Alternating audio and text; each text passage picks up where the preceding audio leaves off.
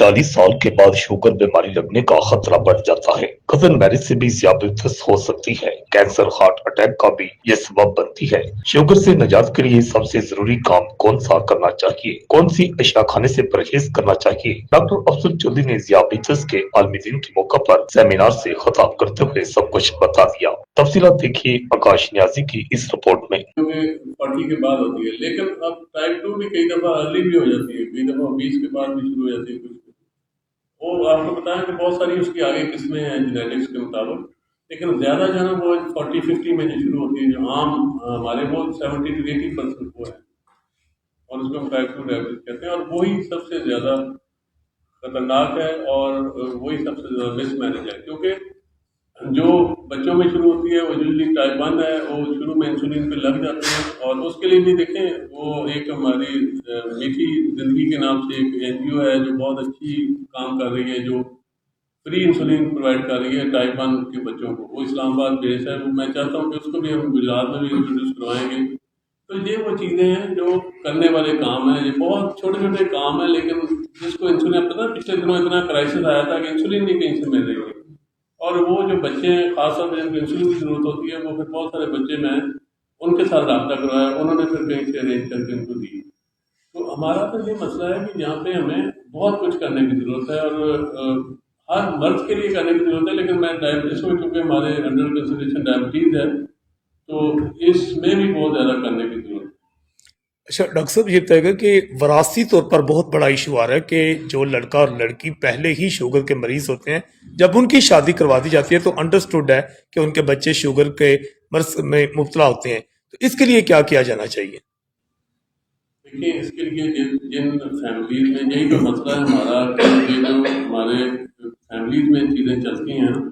अब अगर हम बात करें ना, पिछले दिन हमने एक सेमिनार भी करवाया था कि कज़न मैरिजेस को डिस्करेज करना चाहिए, फैमिली मैरिजेस को डिस्करेज करना चाहिए। ये एक बीमारी नहीं, ये हज़ारों बीमारियां हैं जो फैमिलीज में चलती हैं।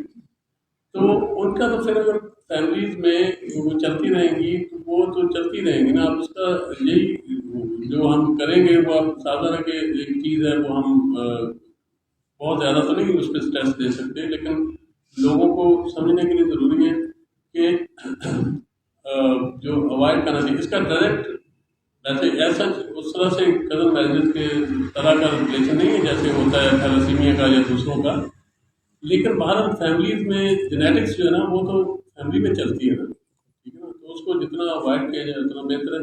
बाकी कुछ चीज़ें आप हैं वो जेनेटिक, उसको आप चेंज नहीं करते, फादर से सन में आ रही है, उसको आप कुछ नहीं करते। तो सर बताइएगा कि मेजर क्या एहतियातें करनी चाहिए, क्योंकि एक तो इसको ज़्यादा हर चौथा बंदा, बल्कि पाकिस्तान तो पहले नंबर पर है इसमें, तो इसको सीरियस नहीं लेता। दूसरा, ऐसी एहतियातें कि हर सूरत की जाएं, वो थोड़ी सी बताएं। सीरियस इसलिए नहीं लेता कि खामोश कातिल है, ठीक है ना। अगर इससे जैसे दिल का अटैक होता है, दर्द होती है, आप लगता है कि जान निकलने लगी, आप फटाफट दौड़ते हैं, हाथ पांव मारते हैं, ये आपको खामोशी से अंदर ही अंदर खाती है, ठीक है ना।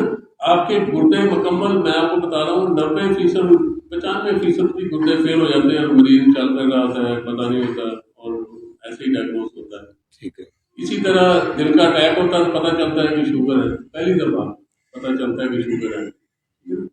लेकिन मैं ये बात कर रहा हूँ कि एक तो रेगुलर टेस्ट कराना चाहिए, क्योंकि टेस्ट कराए बगैर इसका पता नहीं चलता। जब ब्लड में आपने चेक करवानी है तो करवानी है, अदरवाइज जो नॉन स्पेसिफिक चीज़ें, वीकनेस है, थोड़ा बहुत कमजोरी, निखार, पाँव जलने, ये वो रूटीन में और हज़ारों बीमारियों से होते हैं, तो हर एक को हम कह नहीं सकते।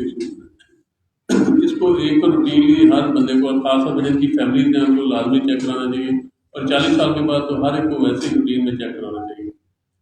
दूसरा ये है परहेज जो है, परहेज इसका यही है कि जो सबसे इम्पोर्टेंट है ना, वो सबसे मुश्किल है, वो है डेली वॉक, एक्सरसाइज, जिसकी मैंने बात की है।